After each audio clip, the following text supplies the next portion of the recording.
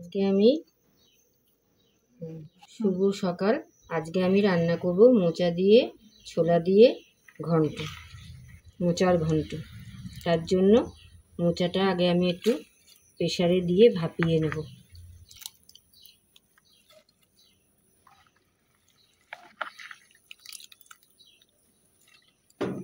এর মধ্যে দিয়ে দিচ্ছি একটু নুন আর একটু হলুদ গুঁড়ো। এবার এটা একটু ভেতরটা ভালো করে নাড়িয়ে দিলাম। এবার প্রেসারটা বসিয়ে একটা সিটি দিয়ে নেব।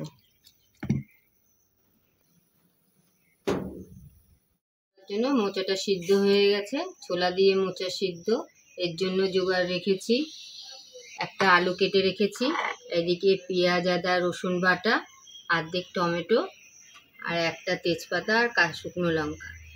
আর এদিকে আছে 1 চামচ ধনের গুঁড়ো, 1 চামচ জিরের গুঁড়ো আর 1 চামচ শুকনো লঙ্কার গুঁড়ো, হলুদ আর নুন। তেল গরম হয়ে গেছে, আমি আগে আলুটা ভেজে রাখবো।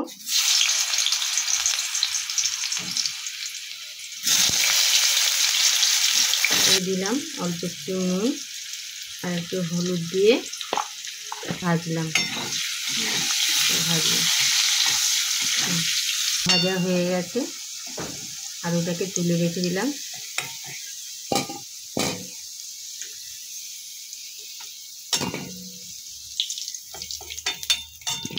যে তেল আছে তার মধ্যে একটা শুকনো লঙ্কা চিড়ে আর একটা তেজপাতা চিড়ে দিলাম আর একটু গোটা জিরে দিলাম, সাদা জিরে।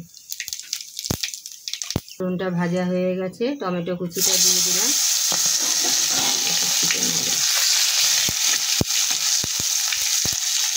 আর পেঁয়াজ আদা রসুন বাটাটা দিয়ে দিলাম।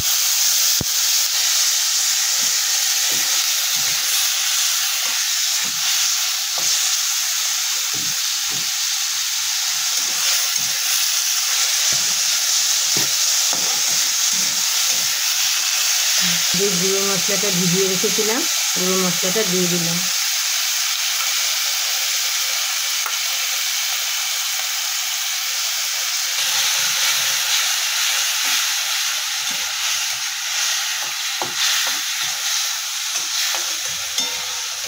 কষিয়ে তার মশলাটা ভাজা ভাজা হয়ে গেলে তারপরে মোচাটা দেব।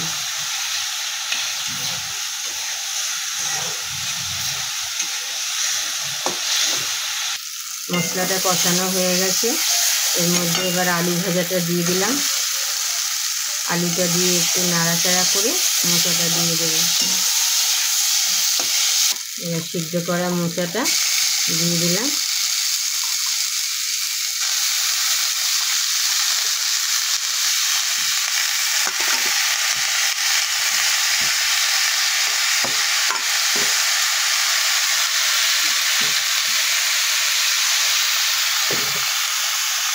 দিয়ে ভালো করে নাড়তে হবে, মশলাটা সব ভালোভাবে মেশাতে হবে।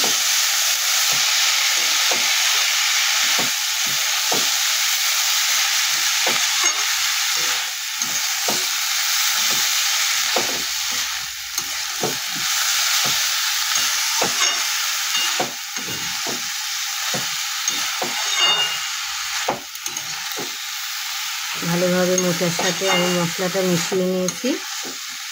এবার সামান্য একটু জল দিয়ে ঢেকে রাখবো।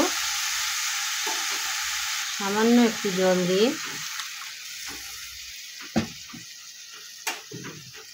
গ্যাসের আঁচটা একটু কমিয়ে দিয়ে ঢেকে রেখে দেবো। ভালোভাবে আলু মোচা সব সিদ্ধ হয়ে যাবে।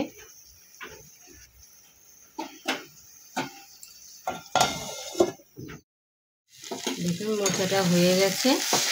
এবার আমি নাবাবো, নাবানোর আগে একটুখানি চিনি ও গরম মশলা ছড়িয়ে দেবো। অল্প একটু চিনি ছড়িয়ে দিলাম আর একটু গরম মশলার গুঁড়ো ছড়িয়ে দিলাম। দিয়ে ভালোভাবে নাড়তে হবে।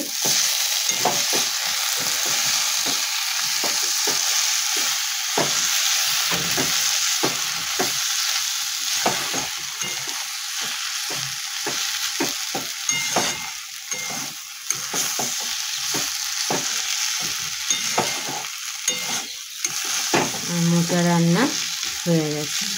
এই যে আমার মোচার ঘন্ট, ভাত দিয়ে খেলে দারুণ অপূর্ব লাগবে স্বাদ।